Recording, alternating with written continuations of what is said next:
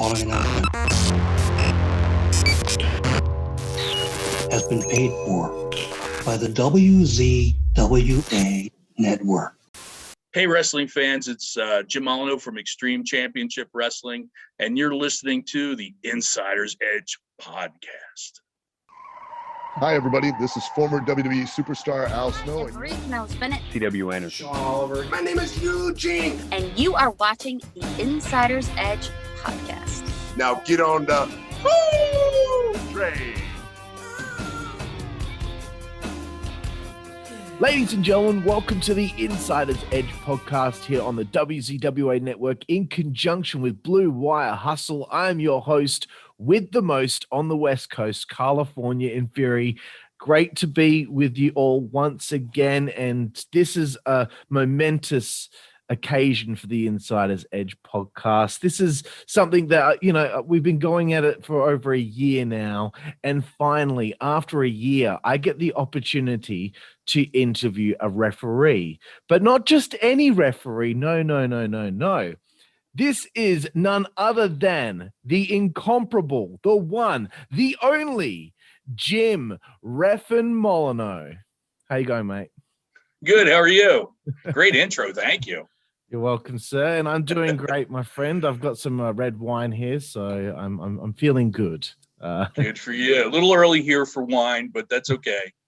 That's okay. But hey, great to have you on the show, sir. Really looking forward to this. And I did some research, and there's so much I have to ask. But as usual, and I'm sure you've been asked this a few times, the first question on the show is, how did you become a wrestling fan before you got into the business? Well, I grew up in the Philadelphia, Pennsylvania area. So I grew up with the WWF. So I watched Bruno Sammartino, Bob Backlund, Tito Santana, Jay Strongbow, Gorilla Monsoon, all those, that's the era I grew up with. Got away from it for a while. I think a lot of people do. A lot of guys reach a certain age and get away, find other things. And I found professional ice hockey because the local team in Philadelphia had won the Stanley Cup 2 years in a row when I was a kid. So that was kind of an influence to move away and start playing hockey. And I started playing the guitar a little bit. All guys, I think, tend to maybe look for a way to interact with the female species, and a lot of times playing guitar is the way to do it. So I started playing in some bands, and like I said, I got away from wrestling for quite a while. It wasn't until the late 80s I got back into it through a friend that I was working with. And we ended up going to the Great American Bash that was in Philadelphia that year. That was wow. Kicked me back into it, and not even just being a fan, but saying, wow, I think I can get involved. Right, that's awesome. And yeah, if you want to be, meeting some ladies, I would say being in a crowd at a wrestling show might not be the place, but playing guitar on stage certainly would help. Right. Well, luckily, by the time I got back into wrestling, I already had a lady. My wife and I were married almost 40 years, and we have our kids. So I had kids too when I started wrestling, which is a bit of an oddity. Not too many people start, a little later in life like I did, with a full family. Wow, crazy. So okay, how did you find your way to get involved with the business? And what was the first thing that you did? Well, the ring announcer for the local NWA shows, the local ring announcer they used, Joel Goodhart, had a wrestling promotion called Tri-State Wrestling. Yeah. I don't know if you're familiar with it, but Tri-State was really the predecessor to ECW. Yeah. And at first, I wanted to be a manager. I thought, well, I love Bobby Heenan, love Jim Cornette, so I thought, well, I can be a smart ass big mouth too. So I gave it a try, and actually did it at a couple of they were fundraiser shows, not even really fundraisers, but they were for schools for special need children, so really for the kids. And I did that a couple times and thought, well, let me see if I can take the next step. And I approached Goodhart about it and talked to him and said, well, I really don't need another manager, but I could use another referee. and sold me on or gave me all the points. Not really sold me on it, but gave me all the points of being a referee. And I think I had the mentality of like, well, you know, I want to get in it so bad. Yeah, I'll switch to doing referee. And he, you know, promised me, he said, as a manager, I may not need you for every show, but as a referee, yes, I definitely need you for every show. And he said, you know, whatever you pay for your training, I guarantee you will make back in a year. Right. And, you know, and I'm like, who's ready pulling my leg here? But it actually happened. I did make my money back in a year as a referee. That's how busy he was. So he said, you know, think about it for a while, talk it over with your wife, give me a call back in a couple of days or a week or whatever. So I called him back 10 minutes later and said, I'm in, and showed up to the next training session they had scheduled. And it was, you know, on from there. Right. Now, I know a lot of wrestling fans out there might think to themselves, oh, being a referee would be a pretty easy job. All you got to do is count 3. But there's so much more to it than that. And I wanted, like, just for the layman out there, the layman wrestling fan that doesn't really know what goes into it, what's a young Jim Molineaux learning as he jumps into becoming a referee for the first time? And, you know, just how important that you are to the actual match taking place. Well, the first thing I really learned was staying out of the way. You know, they put me in the ring with guys who are at the level of where they're doing matches, and they still haven't done anything in front of people, but they're able to go through a match. And I'm just basically picking a corner or picking the rope or you know, trying to keep away from them, but knowing to move in to check the hold to make sure it's not a choke or something illegal, and knowing when to step back and how to communicate between the two of them. And then, you know, and also getting your 3 count down. And there's a, you may not think it, but there's a bit of an art to a 3 count. You have to have a steady count. Your count needs to be the same the entire match, or even the entire show. And my count may be different than another referee's count, but that's for the wrestler to know and realize. And working with someone enough times as we did in Tri-State and on into ECW, we worked enough with the wrestlers that they knew our count. And they knew, you know, when to kick out and when not to. Because I was always told, and I still tell people this, referee counts 3, he counts the same count every time. And if the guy doesn't kick out, that's his fault, not mine, not the referee's fault. And if I'd back anybody up who counted the proper count and the guy didn't kick out, I you know, the fault's on the on the wrestler. And any promoter with a lick of sense should do the same thing. Always back up your referee when it comes to that. Absolutely, because there's nothing worse than you know, when they hit 3 and the guy isn't kicked out, and then everyone starts booing and getting real pissed off, and they blame the referee for it. Right. There's nothing. Or the other way around. The guy kicks out and you still count 3. Or you know, there's the, you know, either mistake and you know, it could turn the crowd on you. Absolutely. And I'll tell you this, last year I did a special guest referee spot for a match that 2 friends of mine were having, and I got blown up trying to stay out the way. I honestly, to everyone out there, it's not just a walk in the park. The moving around, if you're not prepared going into it, it can be pretty exhausting. Yeah, moving around, you're communicating back and forth with not just the wrestlers, but if you're not using an earpiece like they do nowadays, you're communicating with the timekeeper or the ring announcer or somebody at the table, so you know what's going on and how much time you have and all that kind of stuff. So there's a lot more involved and a lot to learn. It's not just, you know, 1, 2, 3. And a lot of independent promotions don't worry about their referee. It's their last thought. And the promoter might just say, well, here's a shirt, and throw it on his brother-in-law. Just all you have to do is count to 3. Disaster in the future. It's just got disaster written all over it. Absolutely. Okay, so you're refereeing for Tri-State. I know it comes to a point where the company isn't going to be continuing on. And I know that leads to a little meeting that takes place with Todd Gordon and a few others to start Eastern Championship Wrestling. I know Bob Artis, who I interviewed just 2 days ago, he talked a little bit about this. I guess Todd already kind of involved with Tri-State, which led to you also. Yeah, he was involved. He was one of the ring announcers, if I remember right. I think he was doing some ring announcing, but he was also financially helping the company out. And so when Joel had to shut down, I got a call from, I can't remember whether it was Bob or whether it was John Finnegan, the other referee with ECW. I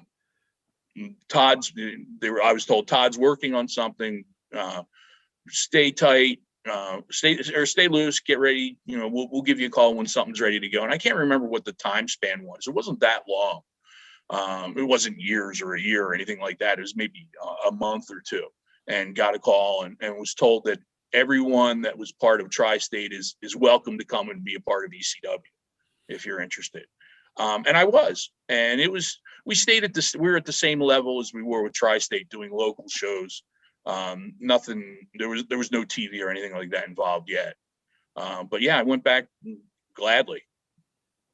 Awesome. So yeah, I wanted to get into a little bit of the early days of ECW. I know, hardcore TV becomes a thing, and now being a referee, is this another thing, another learning thing for you? Okay, now like we've actually got TV, we've got time that we have to stick to for each match. How did you, become comfortable with that? Well, we were already working in the same manner. In ECW, we weren't using earpieces. We still were communicating with the timekeeper. Right. So that's how we stayed that way. We were like that all the way through. It wasn't until the WWE pay-per-views that we were using earpieces. Right. It was till the very end that ECW was that old school. That was how we communicated. We'd get signals from timekeeper, 5 minutes, 10 minutes, 3 minutes. I don't have a pen nearby, but they would put a pen in their mouth. Time to take the match home. Right. Wow. Or the promoter would be on the stage pulling at his tie. I remember one time where it was just let me get my dog. Anyway, let me just keep talking while I walk out of the picture here. Sure. One time we were doing a show, and it was in such a rush to get everyone out of the ring that I almost think Todd Gordon almost hung himself pulling on the tie. That's fantastic. So the changes do come with Eastern Championship Wrestling as time wears on. Eddie Gilbert comes in, brings in a lot of his guys, and a lot of original guys go. I interviewed Bay Ragney maybe 4 or 5 months ago, and he talked about his disappointment, being there right at the beginning, and then him and a bunch of other guys that were there at the beginning now were kind of on the outs, and a whole bunch of new guys came in. Right. How was it that Jim Molineaux was able to retain his job during this influx? Pure luck. It really was. I wasn't close with Eddie. But I guess I did a good enough job, but it wasn't me that was let go as one of the referees. Joe Zanoli, another referee, was let go. And, right. Joe actually went on to have a successful career as a photographer, taking pictures for Bill Apter and the other wrestling magazines. But yeah, I don't know what I did to keep my job, but I just managed to. I managed to keep it all through the different phases of ECW. And so did John. John and I are the only two people that were with ECW the entire time. Yeah. None of the wrestlers, other people left early or left in the middle and came back. Yeah. But yeah, John and I were the only guys who were there the entire run. Wow. Yeah, I was going to bring that up later because I was doing research and trying to find out, was there anyone else other than John and Jim that were there the whole time? And I guess some guys might have come in a little bit later on at the beginning, and someone here or there would leave for 6-7 months, come back. Look at Tommy. As long as Tommy Dreamer was with the company, he didn't come in until Paul came in. Right. But he did stay the whole time. So there's a whole two versions of ECW before that. Yes. There was a version before we had TV, and then Eddie came in with TV, and then Paul took over. Right. And speaking of Paul, what were your first impressions of Paul when you first met him? Is the ceiling falling when you're mentioning Paul's name? No. I had met Paul before. And actually, the first day he came in to ECW, I was with the person that was picking him up at the airport, and he had his dog with him. So like his dog's cage or carrying case was on my lap while we went to the show. But yeah, no, I got along great with Paul. I haven't talked to him in a long time. I'm sure it would be, hey, how's it going? If we were to talk, there would be no problem. Absolutely. It'd be like no time had passed at all. Right. So, okay, like as things start to evolve with ECW becomes Extreme Championship Wrestling. I'm sorry if I'm kind of skimming through certain periods of time here, but I just wanted to know, as things are evolving and you've got all these different crazy kind of guys in the locker room, when you go into an ECW locker room, Jim Molineaux's point of view, you walk in, what is it that you're going to say? I look for a safe place. There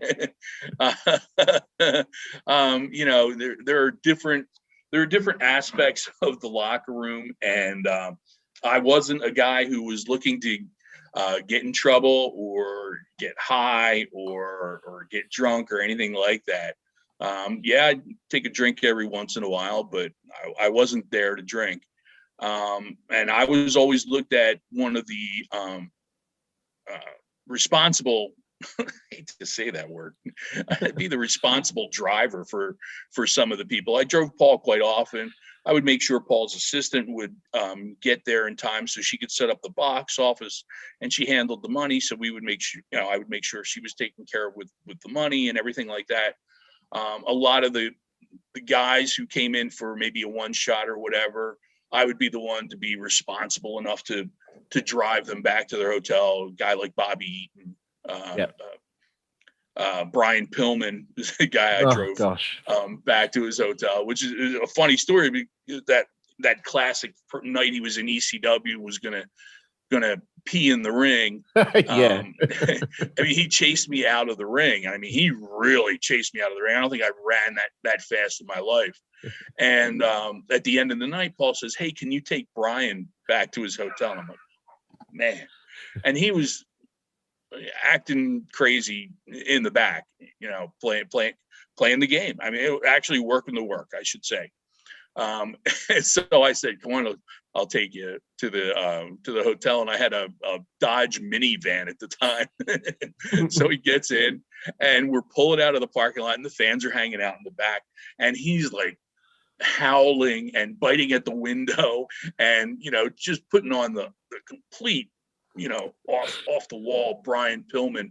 And we got down the street and around the corner, and he's still doing it. And I'm like, I don't know if I'm going to make it there or not in one piece. And we got up on the highway, and it stopped. And he turned. He was like, "Hey, so do you have a family?" He just became a regular person saying, "Hey, what's going on?"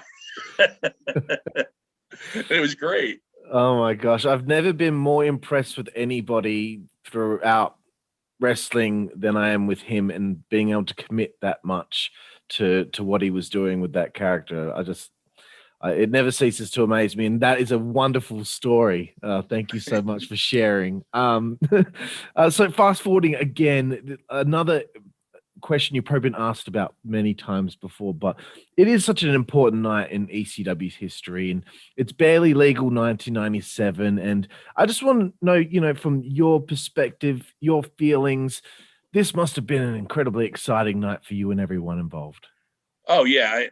I never thought I would get to pay-per-view. I never thought that I would, I never expected to go to like a WWF or a WCW or anything like that. And ECW comes up with pay-per-view, and I'm like, wow, this is cool. And I'm like, my parents can see me on the other side of the country. Yeah. Do this after the, they've only heard about it.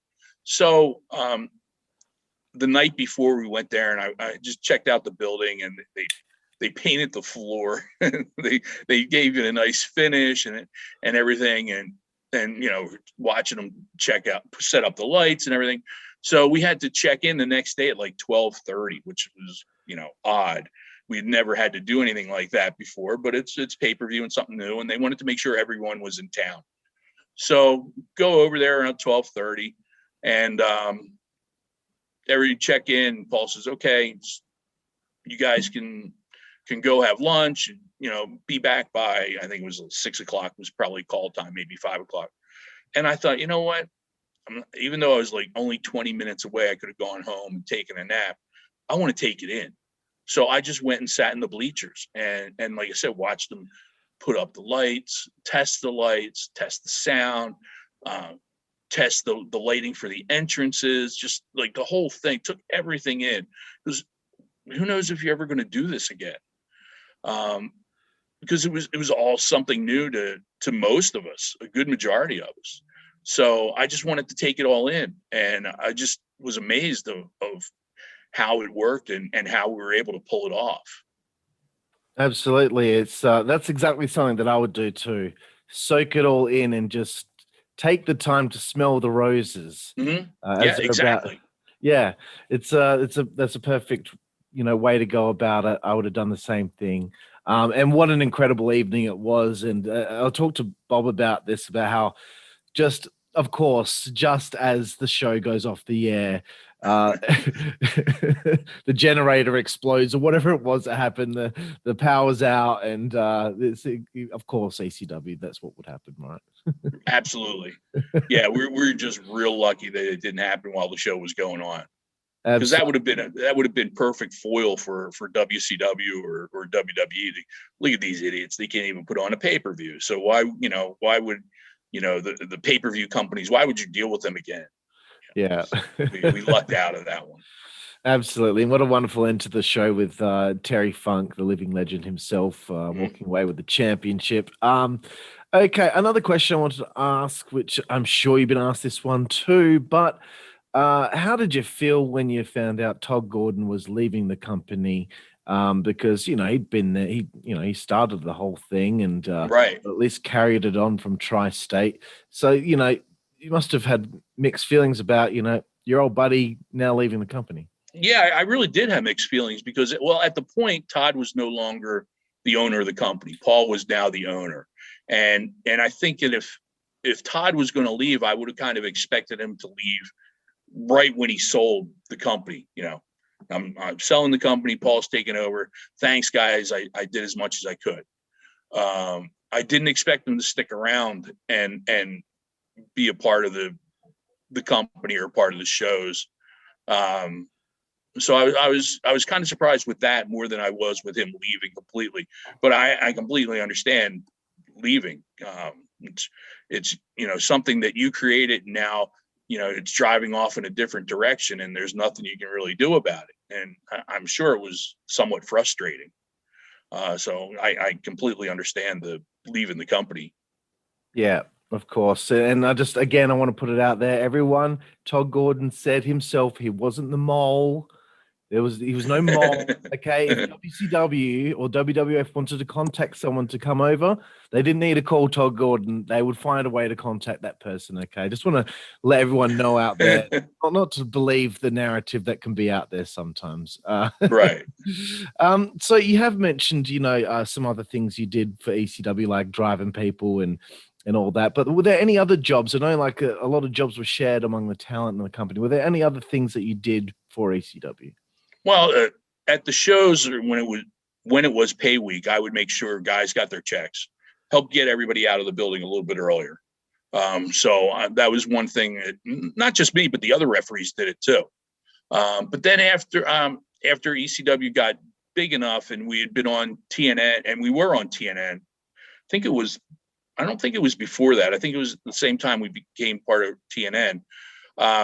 They asked me to do some promotional work for the company. So what I would do is go to the secondary cities like 2 weeks in advance and set up the street teams and get flyers out and get things set up with the radio stations and giveaways and things like that. And then I would go catch up to where we were that week. So my week would start when I took this position. My week would start Tuesday morning, flying to I'm going to say Peoria, just out of picking a city, because one team I would do Peoria. There was another team that would do Chicago, because we would do Peoria and Chicago the same weekend. Right. Chicago was where TV was done. So I would go and do the secondary city. So I would promote there until Thursday, and then Friday I would fly to let's say Cleveland, because we were doing that weekend. We're doing Cleveland and Buffalo, and so I would go and referee those shows, and then come home Sunday. So that was my week. I quit a 9-to-5 job, paid okay. It wasn't that great, but I quit a 9-to-5 job so that I could do that. And I did that for, I guess it was about a year and a half, maybe 2 years, until the company completely shut down. Right. Wow. Well, there you go. I was interested to see, and I got some information that I did not know previously. I love learning things, Jim. It's the best thing ever. One thing. Well, a lot of referees over the years, a lot of referees worked in the offices. If you go back to the territorial days, the referees worked in the offices, setting up things like I said, with the radio stations or getting posters out and things like that. So, they just didn't.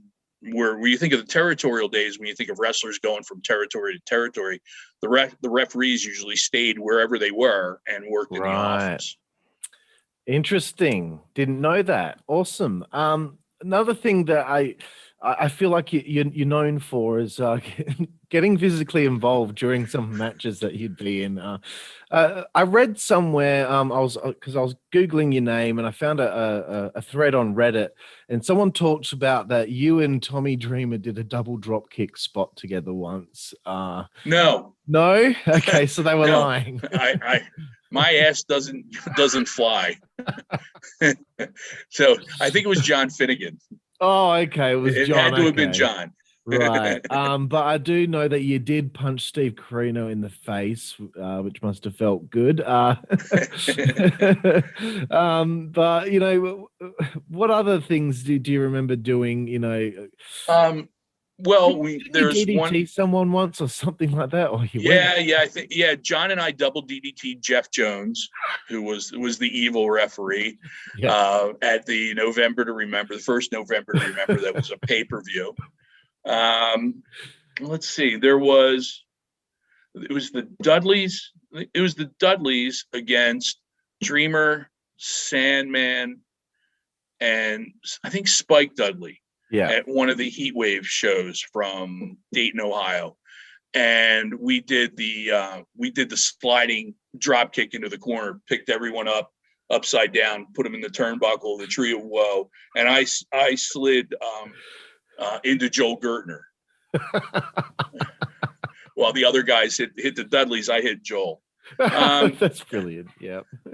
John did this on a pay-per-view, but I did it too. We did it at house shows, where you did the dance off between the BWO and the FBI, and you end up FBI getting mad.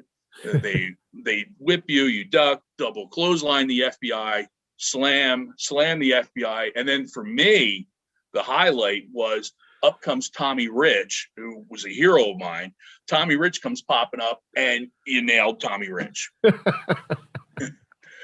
I love that stuff, man. It's really good. Yeah, we did some fun things here and there. We try not to do too much, because it's not really the place for the referee to take the spotlight away from the guys. Of course. I say that all the time. A lot of people don't know what matches a referee does, and that, to me, that's a compliment, because that means I did my job and letting the guys get the spotlight. Absolutely. But, every now and then it's really fun to see the referee suddenly. Yeah, you have to do it every once in a while. Yeah, you have to get the tension out sometime. As the years went by, did it ever cease to amaze you the kind of stuff the guys would do? Personally for you, what are some of and you had the best seat in the house. What are some of the craziest ECW moments that you saw in person right there that you thought to yourself, even though, you know, when you're a referee, you're kind of in character going, oh, and ooh, and ah, but there must be sometimes where you're like, oh my God, I can't believe these guys are going to do this. And then they do it. I think probably the one that really got me, because I was in the ring for this, where a lot of the others, I don't think I was. New Jack did a dive off the top of the cage at the ECW arena I think it was through a table. And I really thought he was hurt. And it was a real holy shit moment. And he was fine, but it was like, wow. I don't think anybody had done that with ECW, and I think it had a lot to do with the velocity he was flying at it. And you know, but yeah, there's a lot of moments like that you know, you're like, wow. And you know, how do you get up from that? Absolutely. You know, after, you know, New Jack, rest in peace, after he passed away, me and my friends all together, we did like a little tribute show because we had him on the show last year. So we did a little tribute show on our other podcast, and we played some clips, and one was a compilation of New Jack, all of his dives. And I couldn't believe the amount of times that the guy did it. I thought it might have only happened, you know, 10 times. No. It was so many, and I just can't believe that guy seemed to walk away most of the time unscathed. Yeah, there were a couple of times that it was really scary, that he wasn't walking away. I can remember, you laugh about it now because we had fun with it. There was a night in Milwaukee. He took a huge dive off a balcony in Milwaukee, and the next night we were in Chicago for TV, and what was wrong with it, I'm not sure, but he was at the show in a wheelchair, and he was a little medicated, so he was sleeping in the wheelchair. And Big Sal, who was probably the funniest person in the locker room, is like, let's get our picture taken with New Jack while he's asleep. So one would have the camera, and the other one would move closer to New Jack and just get right up next to him. And Jack would go, no. just stir a little bit. And Sal would take off. And I'm standing there with a camera. Where would be the other way around. We never did get that picture. That's excellent. But yeah, God bless New Jack. We had a great time with him.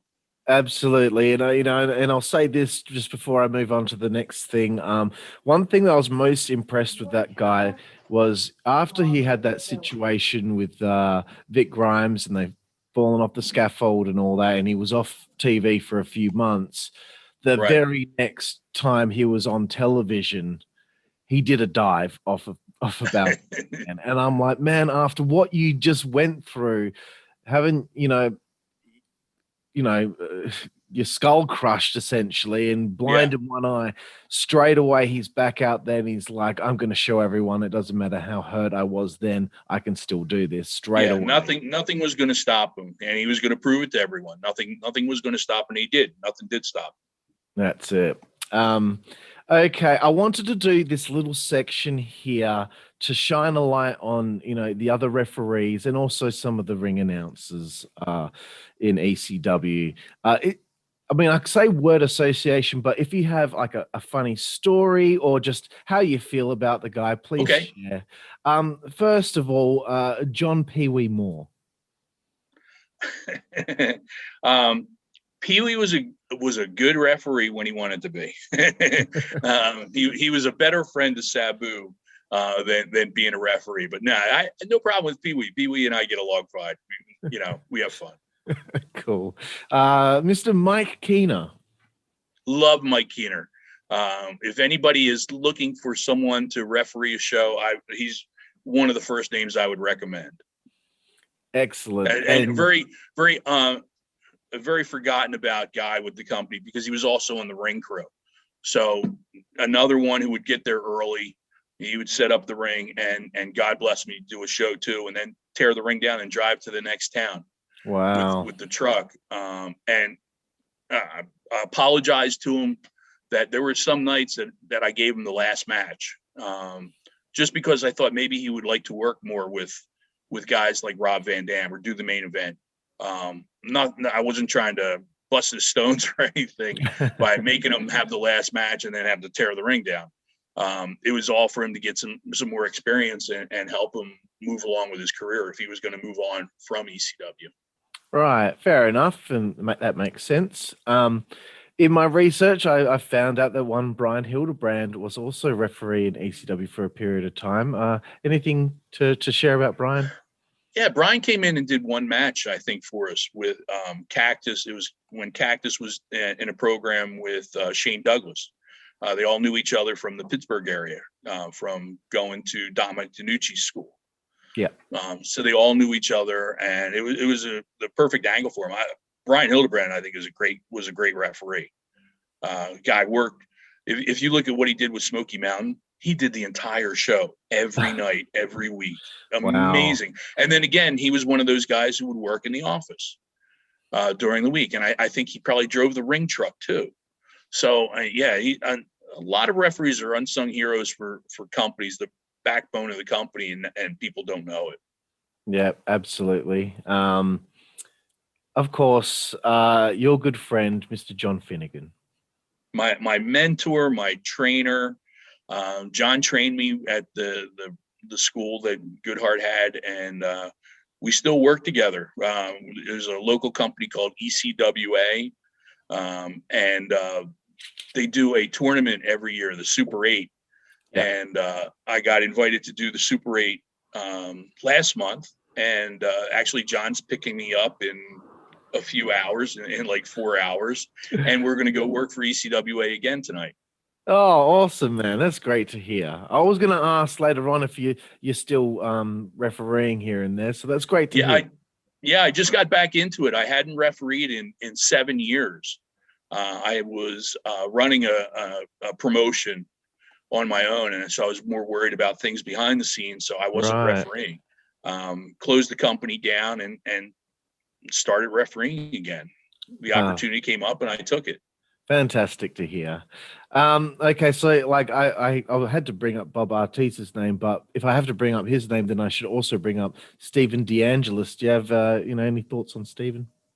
Steve's a great guy. Steve's just I just saw that he was going to announce for MLW. Oh, he's back really? to ring announcing for MLW when they start tapings in July in Philadelphia. Yeah, Steve was kind enough to think of me after ECW shut down. He ran a couple shows in Alaska and was kind enough to ask me to go. And I don't think I'd ever have the opportunity to go to Alaska if he didn't call me and ask me. So, and they were great shows. We had some fun that weekend. Amazing. But yeah, Steve's a great guy. That's great. And congratulations to Stephen on the new job. Good to see him back out there. And of course, your good friend, Mr. Bob Artis. You know what? I'll speak about Bob as a ring announcer, as one of the ring announcers is forgotten about. But Bob and I have a bigger bond with hockey. I don't know if you guys talked about hockey. He's sending me a jersey.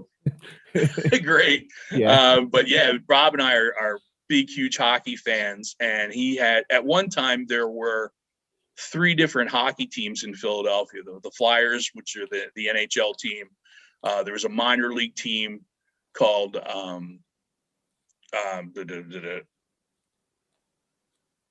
I'm drawing a blank. The Phantoms. I don't know why I just draw a blank blue.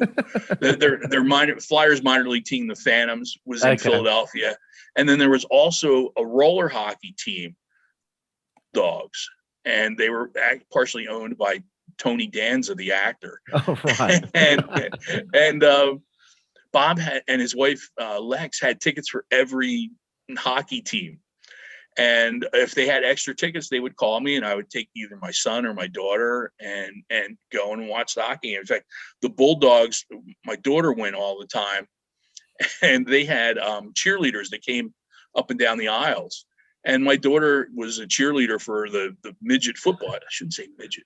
The Pee Wee football team, the Pee Wee football team in town. So she would take her pom-poms and go. And next thing I know, she's, a couple aisles over cheering with the girls, with the cheerleaders. She would have a great time. Oh, it's wonderful. But yeah, Bob and Lex are great, great people. You can't mention Bob without mentioning Lex. So yeah, I love them to death. Excellent. And when I interviewed him the other day, and I'd mentioned that I was interviewing you a few days later, he said, tell him I said to say that he remembered becoming friends with you 50 pounds ago. 50 pounds heavier for me, or 50 pounds lighter for, I don't know. 50 pounds lighter. Yeah, no, there's no 50 pounds lighter here, buddy. No. Another little sidebar, aside from the ECW referees, is there another referee from the wrestling business that you like their work? Oh, I love Tommy Young. Well, we mentioned Brian Hilbrand too, but I love Tommy Young. Tommy Young took such authority in the ring. He was able to back down the Midnight Express, back down Jim Cornette, back down Ric Flair, and assume control of the ring and assume control of the rules, which is something that referees don't do nowadays. They don't seem to let them. It's a shame. It's part of the art form that's lost.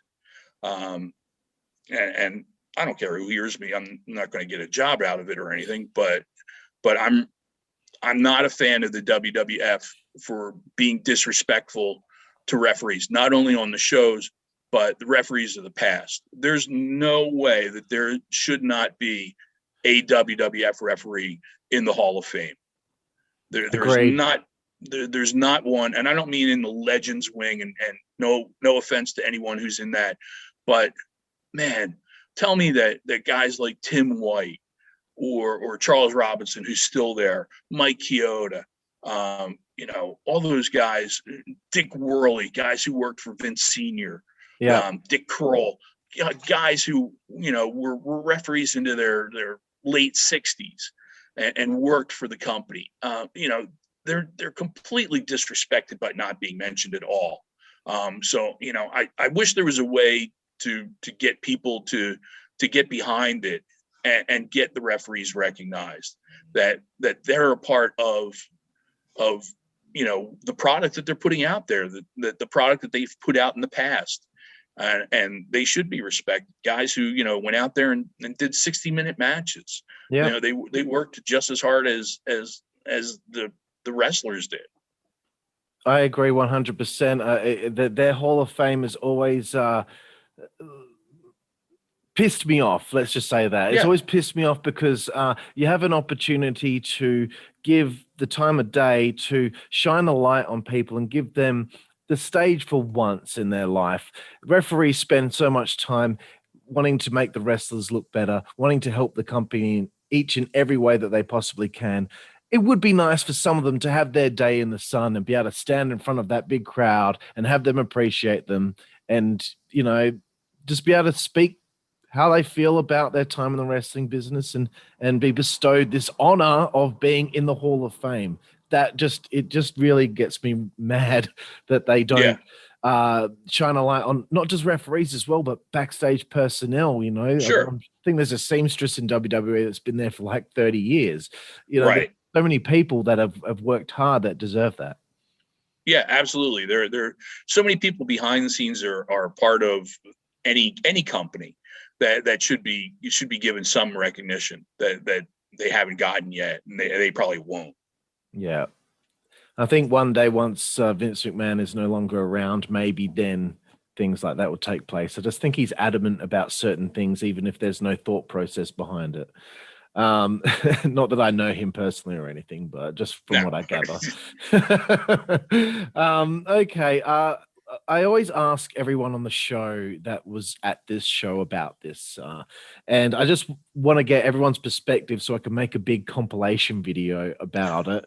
Heatwave 2000, there's a situation with XPW in the crowd, which leads to a big brawl in the parking lot. Even if you didn't have much to do with the brawl or anything like that, what's your perspective on what went down that day? I was in the ring when it happened, so I couldn't leave and be a part of it. From what just a little backstory to it, we knew that they were there.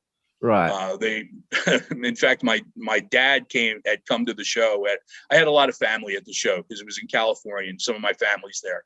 So my dad said, "Hey, there's this gang gathering on the corner over there, and they look like they want to start some kind of trouble." And my dad, who knows nothing about the business, said, something's going to happen tonight. And I said, we know they're there. We know who they are. We know what's going on. From what I understood, they talked with Atlas Security and said, no, we're here to show support. And they were very well behaved until the very last match. And they got involved and everyone, security came from one direction. The locker room came from another direction and confronted them. And luckily we were able to get them out of the arena area so that the show could go on. And Tommy was in there with us.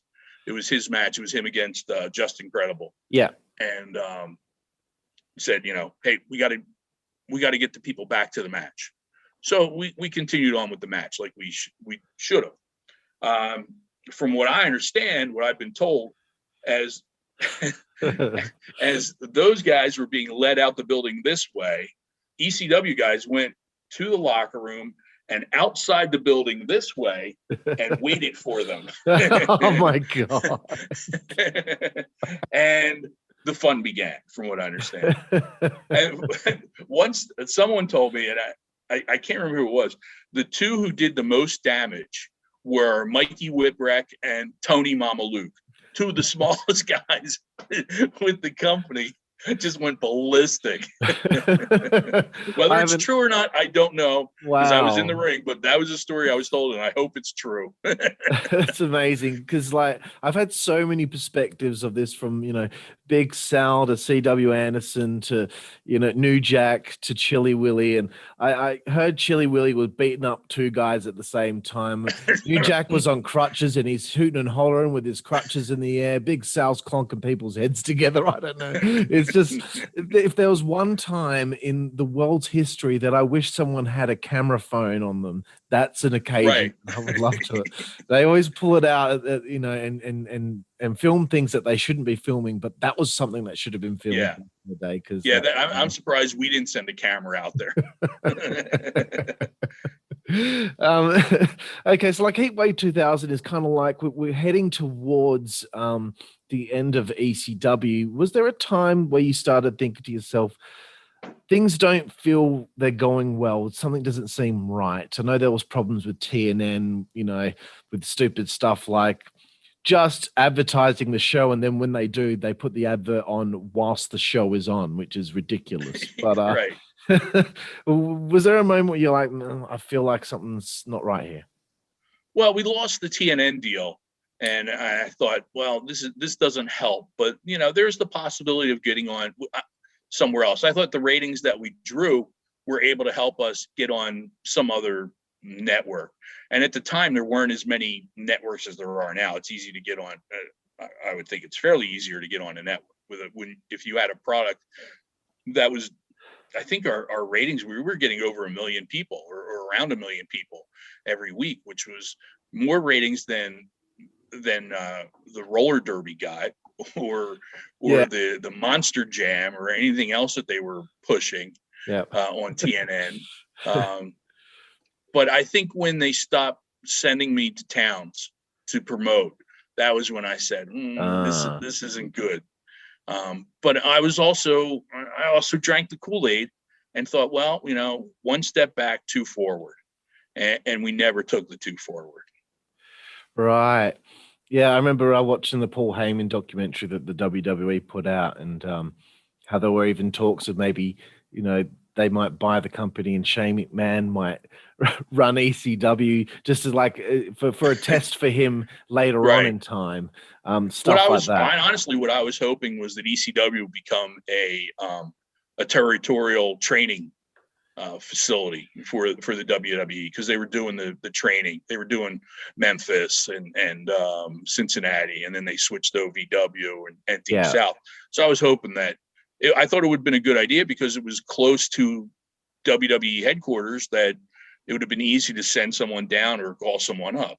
Yeah, and they did that over the years as well. You know, I know that Darren Drozdov went to Right. ECW for a while, and that's why Just Incredible went there because, you know, he was signed to WWF. They weren't doing anything with Aldo Montoya, so he went there and had the best run of his career. Right. So, you can play what if all you want, but, you know, Sure. it's not going to bring back this wonderful thing that was in existence in the 90s. I wanted to talk about it's January of 2001. You're in Pine Bluff, Arkansas. Were you at this show? I assume you were refereeing on this show. I know that not many, well, at that point, you didn't know until Paul showed up on Monday Night Raw that it was over. But, you know, I think the show ends with a bit of a beer bash in the ring or something like that. Yeah. Did everyone feel like did you feel like this was the last show, or did you just not know? No, I didn't think it was. I thought we could, you know, we had a few more that we could pull off. They were talking about there was still a pay-per-view to do. So I was hoping that at least we would get the pay-per-view in, and if anything, that would be the swan song. But a lot of guys stayed backstage, didn't come out and take part of it. They felt that there was no reason to celebrate. And I can understand that. I stayed in the ring because I was there. Yeah. So did you referee that match? Yeah, I did that last match. Yeah. Wow. So I think it was Justin versus Sandman, Yes. I'm correct. Yep. Cool. Oh, wow. That's just such a moment in time. I guess you found out like everyone else when Paul walked out on Raw. Yeah. And I still didn't even think that was the end of it, because we had such a working relationship with WWE that, well, okay, Right. Getting some money for the company, and, you know, maybe there's some negotiations still going on to, you know, get us a deal somewhere. So it was still a hopeful situation, but it went away pretty quick. Yeah, that sucks. So I wanted to ask about post ECW, because this is, you know, you were there since Tri-State. You were there from the get-go. You built a bond, and it's like a family, as Francine said recently. It was like you're all a big family. Mm-hmm. You lose your family here that you're going to see several nights a week. How does that make Jim Molineaux feel in 2001? It was tough. I was not only that, but I was work-wise, I was used to being away from, or not, I shouldn't say away from everyone, but being out on my own from Tuesday to Sunday. And now I don't have anything. Now I have to find a job, and WWE's not calling me, and I don't have the look for WWE. I'm sorry, I'm a short, fat, bald referee, and look how many short, fat, bald referees they have. None. Yeah. So it wasn't coming, and I had to go find something to do. But yeah, you missed that weekly gathering. It was almost like, you know, like Francine said, family, but it was a club. You know, it was a private club, and we would meet. We would have a meeting every week for 2 days or 3 days. Yeah. Yeah, it must have been hard. And obviously the years go by. ECW chants are still prevalent. They do a documentary. The documentary does very well. The DVD sells very well. Rob Van Dam takes the time to have a little powwow with Vince backstage and says, you know, pitches the idea, let us ECW guys go out there one more time and do this one more time. And surprisingly to me as well, you know, I feel like this, I can't believe it, but he actually said yes. ECW One Night Stand 2005. I assume maybe Tommy gives you a call, somebody gives you a call to be a part of this show. Tell me about that phone call, your initial feelings, and of course, tell me about that night. Well, I get the call from Dreamer. Hey, we're doing a reunion show. We want you to be part of it. As excited as he was. So yeah, it was a great night. I thought everything went really well. We had, you know, it was an ECW show. It wasn't a WWF show. Yeah. Which, if the next year comes around and they want us back, it's a completely different thing. It's a WWF show. Even though it was called ECW, it was run completely differently, had a different attitude. But yeah, that first one night stand I thought was great, and it was a great set. I think that was a perfect, not I shouldn't say perfect, but the closest to a perfect send-off ECW could have had. Absolutely. Me and my friends watched it and we were just couldn't believe it. And it just felt like authentic ECW. And even when they go backstage and Joey and Mick, sitting there, there's an ECW banner behind them. It's not this over the top kind of like squeaky clean looking thing. Right. It looked the way an ECW show should, especially the Hammerstein Ballroom. But one thing I want to ask you about, which I to this day, I find it hilarious because I don't know why it happened. So I'm looking forward to the answer. But after Masato Tanaka and Mike Awesome have their amazing matchup, you get powerbombed. Yes. And I always thought, why did that happen for? And I keep thinking, hoping that it's like that you just went up to Mike and said, you know what, powerbomb me, bro. What happened there? No, it was actually the opposite. The only two people who knew about this power bomb were me and Mike. Okay. And that's why you didn't catch it live. Yeah, it was a replay. Yeah. Mike came to me and he said, after the match, I want to get back in the ring and power bomb you too. I'm like, okay. I said, now, Mike, I'm not the greatest athlete in the world. I'm a little bottom heavy and I don't have a lot of ups. Are you sure you can pick me up? Yep, no problem. And Mike is a pretty strong guy. So I was like, no, okay, I'll trust you. Maybe shouldn't have trusted him. During the match, he got a good slice in his leg and he was limping a little bit. He was having a problem with his leg. And I said, you still want to do this? And he said, yep. Okay. We get back in the ring, go to raise his hand, kicks me, sets me up, goes to power bomb me. Again, like I said, I have no ups. I really didn't help him much. and he almost broke my neck. If you go back and look at it, I practically land right on my neck. Yeah. And I'm really lucky I didn't get hurt bad that night. But we were the only ones who knew about it. I didn't want to go to the agent or someone and say, hey, look, Mike wants to do this, and then be considered a stooge. Yeah. And so, what do I do? Do I go and be a stooge and maybe I get a job to be a stooge? Or do I keep my mouth shut and don't get killed by the boys in the locker room afterwards? Right. So I kept my mouth shut and took the power bomb. That's cool, man. Except for the part where you nearly broke your neck. But I just want to know about that. And maybe Mike just did it because he just wanted to give the WWE a bit of a fuck you because of the way that they utilized him when he was there.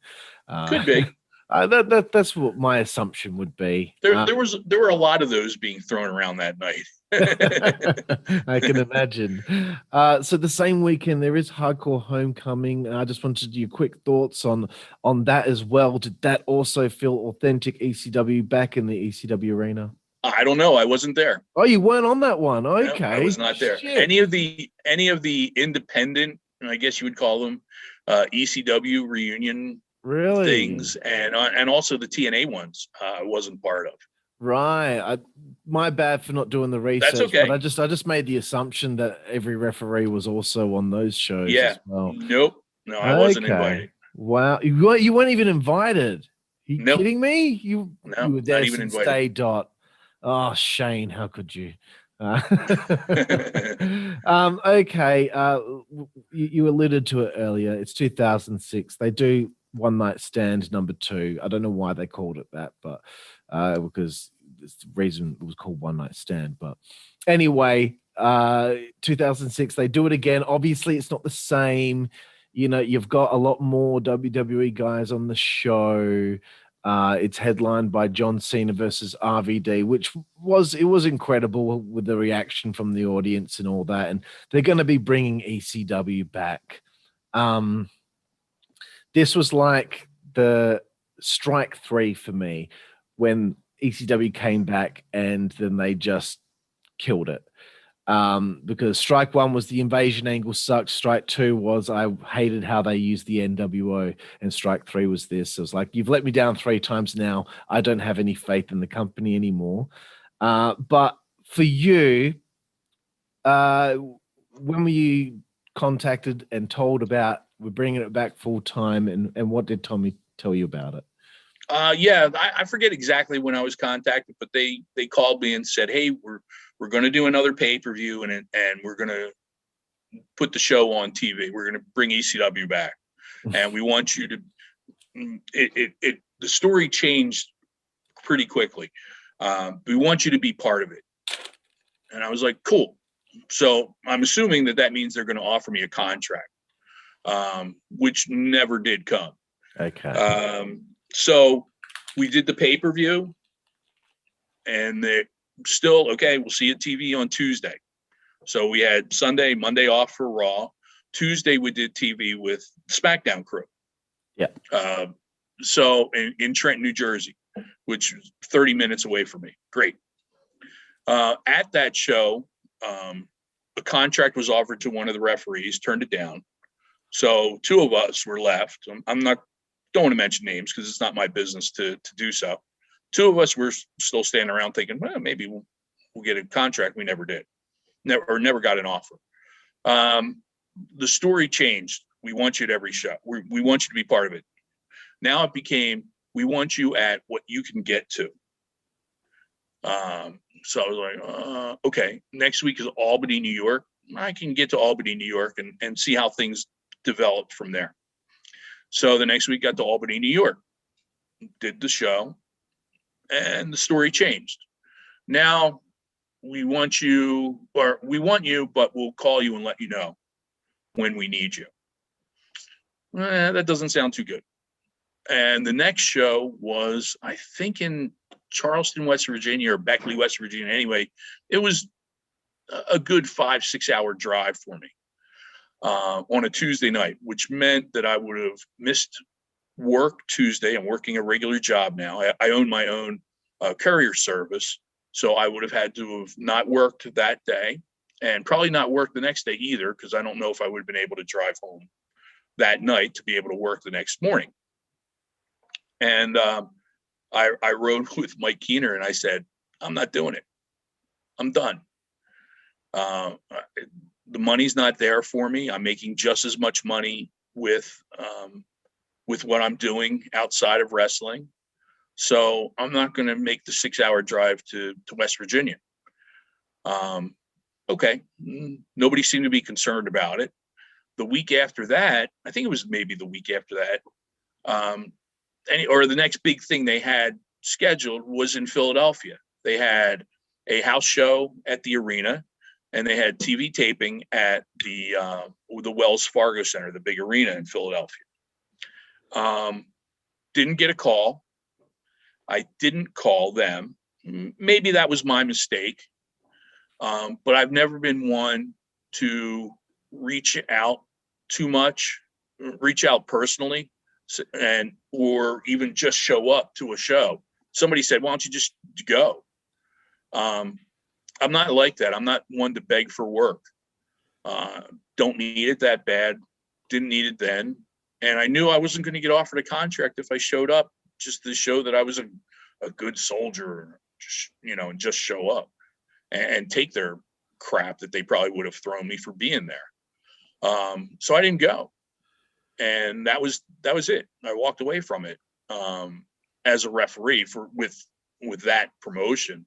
I was still doing independent stuff on the side on the weekends. But yeah, that was it for me. So it's not my mother's ECW. Yeah.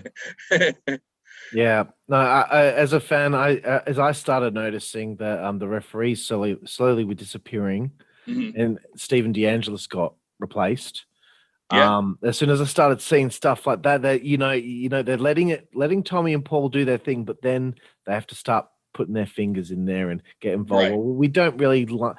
I think Kevin Dunn. I don't really like Stephen DeAngelis's work as a ring announcer, so we'll bring someone else in to do that. Okay, you're taking a bit of an essence away from ECW, and then once the referees slowly started to go, I was like, okay, I can feel it, and then right. Obviously once RVD and Sabu were caught with weed in a car. And the following week, Big Show became ECW champion. Even before that, to be honest with you, I already knew it wasn't going to be what it was. honestly, I had no problem with the talent that they were using from WWE to be a part of ECW. I understand that they needed to, because it was a way to draw people who had never seen ECW, didn't know what it was, into watching us. So I knew it had to be done. I had no problem with that at all. Plus, Big Show was a great guy. Yeah. Very nice person. He saved the referees from getting a good chewing out one night. Spoke up for us, and I'll never forget that. Yeah, you know, I will say this, even though like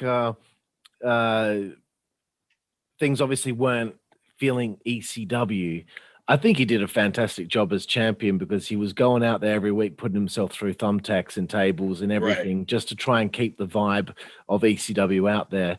Yep. But yeah, it was a shame to start seeing it. You know, it's being filmed before SmackDown, and it doesn't look the same because they got 2 setups now for the stage, and just it was disappointing for me. And you know, once they got to that December to Dismember pay-per-view, ECW certainly were dismembered that day. That's for sure. Yeah, you know, I've still never even watched that. You know what sucks? Me and my friends bought the pay-per-view, and we were sitting there like, what is going on? This is a nightmare. Like, it's almost like this is on purpose. That's how we felt. Like, why did you take Sabu out of the main event? It's just stuff like that. And we had Sabu on the show a few weeks ago, and he explained that. But so aside from all that, you know, looking back on your time in professional wrestling, what do you hope that Jim Molineaux is most remembered for? Well, after ECW shut down, I was working with the Monster Factory training facility, and then eventually we split off on our own and started OTW, which was the wrestling promotion we used for the Monster Factory at the time, which stands for Old Time Wrestling. And between the two, my time at the Monster Factory and then running OTW, we were able to get some people looked at. And they've been able to move on and get work. And to me, I hope someone remembers that I helped guys get to their goals. I think that I really take that as what's more important to me than anything than me being in the ring for any special match or anything like that. I hope that that's appreciated more than anything. Absolutely, and I know you had a hand in helping one Sheamus become. You know, let me fix this. I always fix this story. Okay. My name is associated with Sheamus, and Sheamus did come to the Monster Factory too. But Sheamus at the time was like an 18 or a 19-year-old kid who was running free in the U.S. You know, away from home, and so he tended to have a little more fun than working out. Which is fine, but when he did work out, he worked out. He was really good. But I think the biggest bit of advice I gave him was his visa was about ready to run out, and I said, "Go home," because if you get stuck here with with your visa not good anymore, you're never going to be able to get back in the country. Right. So go home, make sure your visas are all taken care of, and then come back. But what he did was he trained over there with Irish Whip, and he called me when Tommy was running talent and WWE was doing a tour of the UK and Ireland and wanted to get a look at. So I called Tommy and said, "Do me a favor, look at this guy." And they looked at him. They didn't take him that year. They took him the next year. He had become friends with Finlay, kept in touch with Finlay, and that was how he got in. But yeah, the biggest advice I gave to Sheamus was to go home. But there are guys now. Yeah, but there are guys now that have reached their goals. There were a couple of guys that were already at the Monster Factory. Tank Tolan, who was one of the Dicks, if you remember the Dick brothers, and Cliff Compton, who was Deuce or was from Domino, from Deuce and Domino. Yeah. Brian Johnson, who's working now with Ring of Honor, is one of our guys. Brian, really, really good guy. If you watch Ring of Honor, check him out. He's really good. You know, we got Sheamus there. Even though he started with us, but I wasn't involved with the end of his training. Martinez, shoot, why can't I think of the name that he uses now? Damian Priest. Oh, Damian Priest was one of my guys. QT Marshall at AEW is one of my guys. Nick Camarado at AEW is one of my guys who just main evented last night's TV show. I don't know if you got it yet there or not. I don't know. I watched the latest pay-per-view and I saw him come out and I was like, look at this guy. He's yeah, I mean he could be the next Bruiser Brody if they played him right. Yeah. So yeah, there are guys out there who are getting a name for themselves and have gotten a name for themselves that I hope they say, hey, Jim was a help. Yeah. And so you heard it here first, folks. If it wasn't for Jim Molineaux, Sheamus might have had a bit of a tough time. Sheamus would still be doing indies in Ireland. Jim, is there anything that you would like to plug, your social media presence or anything that you're involved with right now? Let everyone out there know where to find Jim Molineaux and find out what he's doing today. The only way you can get a hold of me on social media is through Twitter, and it's at Jim Molineaux, JimMolineaux.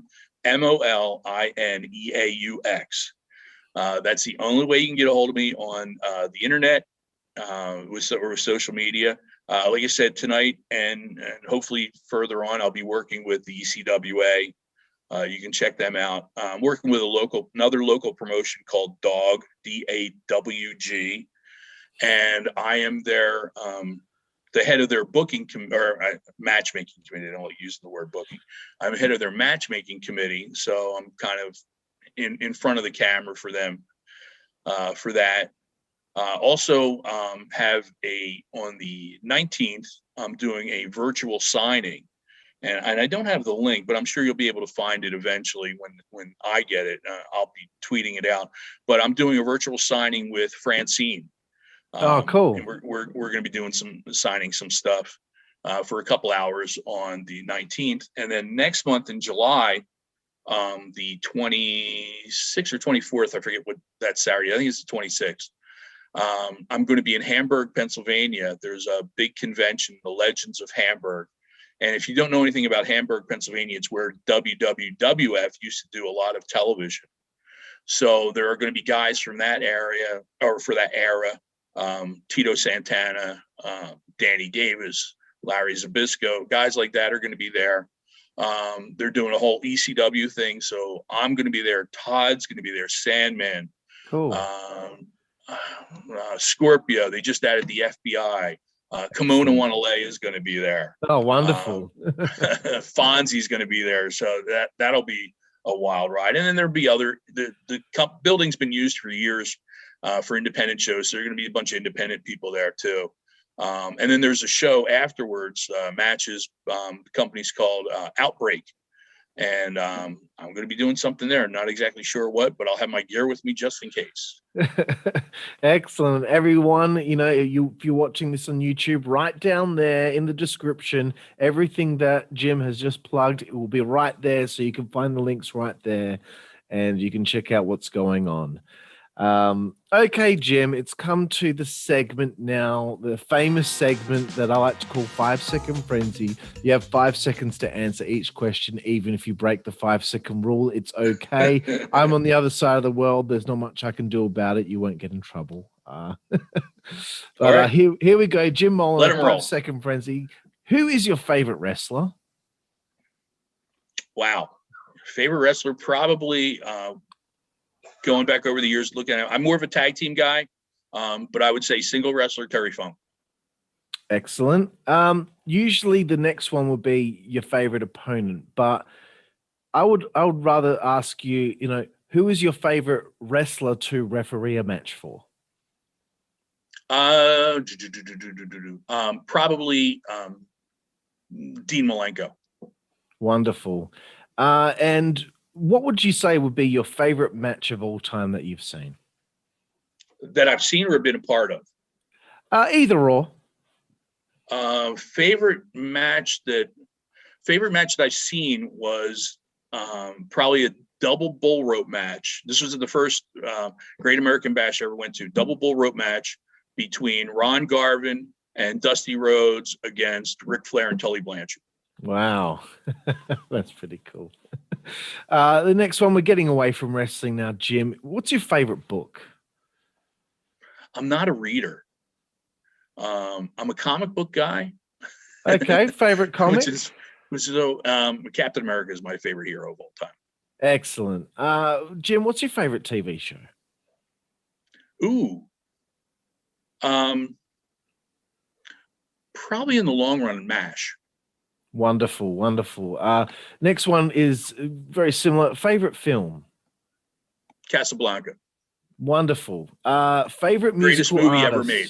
Greatest movie ever made. If you've never seen it, I know people who won't watch movies that are in black and white. Have to watch this movie, and the only way to watch it is in black and white. Greatest movie ever made. Right, I'll make sure I get onto that because I have not seen Casablanca. Wow.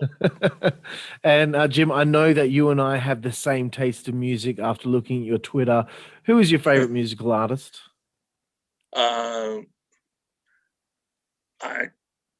As much as I'd really like to say Led Zeppelin, I got to go Blue Oyster Cult. Oh, very nice, bro. I've been going to see Blue Oyster Cult with my high school buddies since 1977. And we try to go when they come through, and now they're playing smaller venues and it's a lot better and a lot more fun, and we can remember it. Right, nice. I know that in the last couple of years they brought out a new album and all that. Yeah, the new album's really, really, really good. Really? You have to listen to it. Yeah, real good. Awesome. Yeah, I'm big in my hard rock and heavy metal. So that's my world. Excellent, bro. Excellent. I'm sure we could do a whole show talking just about metal. Mm-hmm. We probably could. Jim, what is your favorite food? Depending on where I get it, a chili cheese dog. Oh, that sounds nice. Jim, what's your favorite place to eat on the road? Wow. When we came across them, Cracker Barrel. Cracker Barrel was like a 5-course meal for ECW. So it was Cracker Barrel. Right. We've had that a couple of times on the show. So, yep, that's a good answer. What's your favorite alcoholic beverage? I don't drink. Okay. But I like, when I did drink, I like craft beers. Okay. And if you just had a regular beverage you like to drink, what do you like to drink? I drink green iced tea. Oh, very healthy. Okay, second last one, Jim, it's the naughtiest one of 5 Second Frenzy. Your favorite female body part. What's something about a lady that you just like the most? Well, it would depend on the lady and how well I knew her. And not to be insulting to any woman, but her eyes. You can tell a lot from someone's eyes. Yeah. That's what I fell in love with my partner, was her eyes. So yeah, I dig that answer. And the last one, Jim, I don't think you've sworn or said any curse words in this interview so far. I know what I said. But what would your favorite curse word be?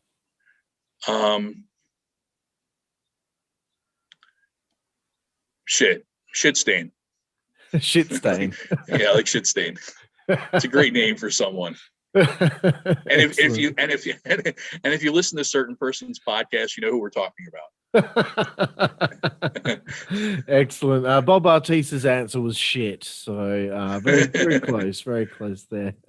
But Jim Molineaux, man, I just want to thank you so much for taking the time to talk to me. This was so much fun just to reminisce with you on your memories and your time in professional wrestling. And I just want to say that you should be so proud of what you were able to accomplish and to be able to be a part of ECW with your good friend John from the very beginning right until the end. That is something that you must be so proud of that, and I hope you are, because I'm in the most isolated city in the world, Perth, Western Australia, and I totally 100% appreciate what you and John and Pee Wee and Mike Keener, etc., your hard work as referees in ECW, a light is being shone on you here today.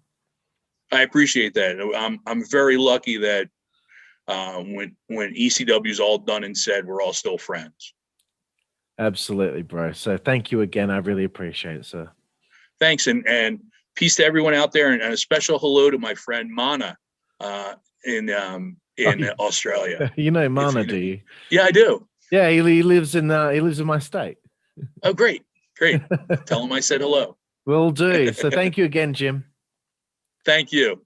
And thank you everyone out there for watching the Insider's Edge podcast here on the WZWA Network in conjunction with Blue Wire Hustle. I'm your host with the most on the West Coast, Karlifornia and Ferry, alongside my new friend Jim Molineaux, and we will see you all next time. Thank you.